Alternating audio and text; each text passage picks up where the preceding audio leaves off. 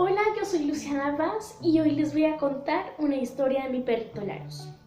Primero que todo, mi mamá y yo íbamos en el carro para comprar un diccionario que se llamaba Larus para mi escuela. Entonces, a la vuelta de las compras,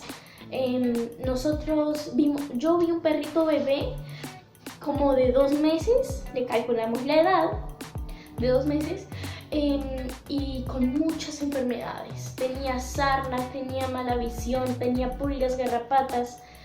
Y yo le pregunté a mi mamá si podíamos adoptarlo. Yo le dije, por favor, a mi mamá. Mi mamá aceptó, pero con una condición. Si yo lo cuidaba, le pagaba la medicina y si le daba comida y agua y cariño.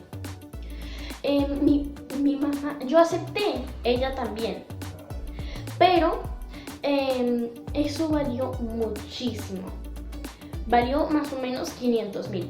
Con todo mi esfuerzo haciéndole masajes a mis papás y haciendo aseo, pude pagar.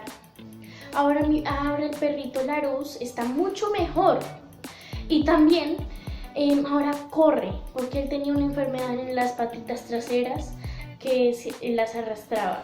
Ahora corre, trota, juega, salta y es el mejor perrito de todos. Lo amo mucho.